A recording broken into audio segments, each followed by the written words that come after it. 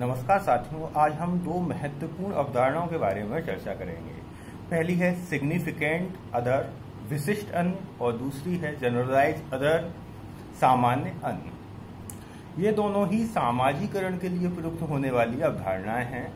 इनका प्रयोग सामाजिकरण को किसी व्यक्ति के सामाजिकरण के लिए होता है।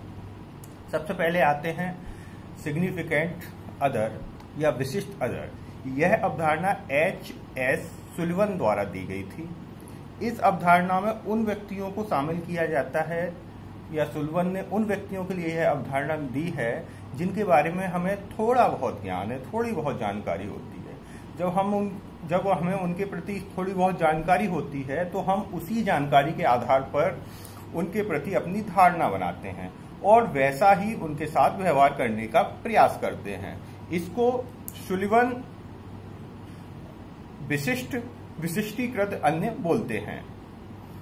इसको और विस्तार से समझने के लिए, जैसे हमने किसी दुकान पर गए और हमने देखा कि उस दुकानदार ने हमें तौल में कम वस्तु दी है या तौल में कम सामान दिया है, तो हमारी एक धारणा बनती है कि फलाना दुकानदार तौल में कम सामान देता है, इसलिए मैं उस दुकान पर नहीं जाऊंगा या उसको इग्नोर करूंगा।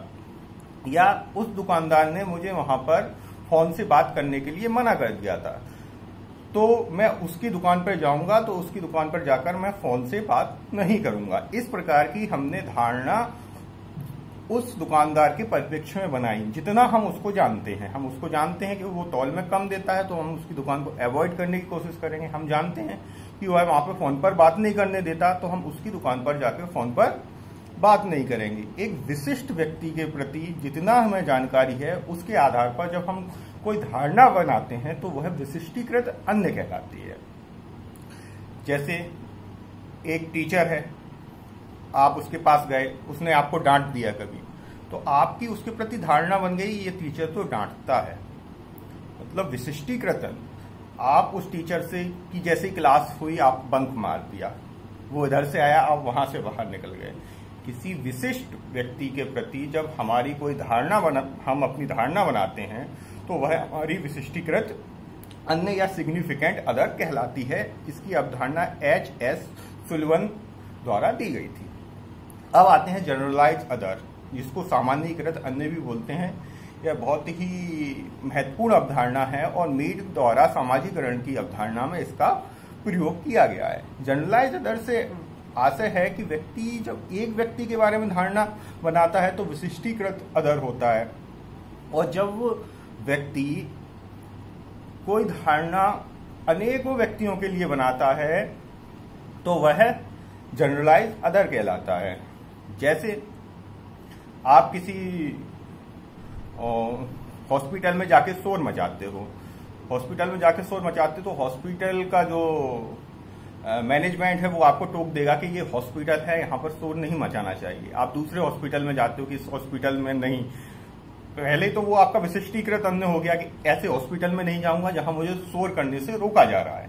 लेकिन आप दूसरे हॉस्पिटल में जाते हो, वहां पर भी आपको रोक दिया जाता है। तीसरे हॉस्पिटल, चौथे हॉस्पिटल में भी जाते हो, वहां पर भी आपको रोक दिया जाता है। तो आपकी एक धारणा विकसित होती है कि हॉस्पिटल में जाकर शोर नहीं मचाना चाहिए, जिससे मरीज परेशान होते हैं। तो आप के लिए वह सामान्यीकृत अन्य हो गए, जनरलाइज अदर हो गए। अगर आप एक ही हॉस्पिटल में आपको मना किया जाता तो आपके लिए वह विशिष्टीकृत अन्य होते हैं, लेकिन आपको हर हॉस्पिटल में जाके मना किया गया, तो आपने ये धारणा बनाई कि नहीं, हॉस्पिटल में जाकर शोर मचाना गलत है, इसलिए हमें हॉस्पिटल में जाके शोर नहीं मचाना चाहिए। ये आपने इतने हॉस्पिटल्स में जाकर अपनी धारणा को जनरलाइज किया। इसी प्रकार व्यक्ति अपनी ताउम्र जनरलाइज करता रहता है। पहले वह विशिष्टीकृत करता है और फिर जनरलाइज करता है कि वहां उस व्यक्ति ने चोरी की तो उसको जेल जाना पड़ा, उस जगह पर चोरी की तो उसको जेल जाना पड़ा, हमारे गांव में चोरी की तो उसको जेल जाना पड़ा। तो इसका मतलब उसने जनरलाइज किया कि चोरी करना गलत चीज है और हमें चोरी नहीं करना चाहिए।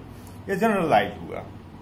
तो यही विशिष्टीकृत अन्य और सामान्यीकृत अन्य में अंतर होता है।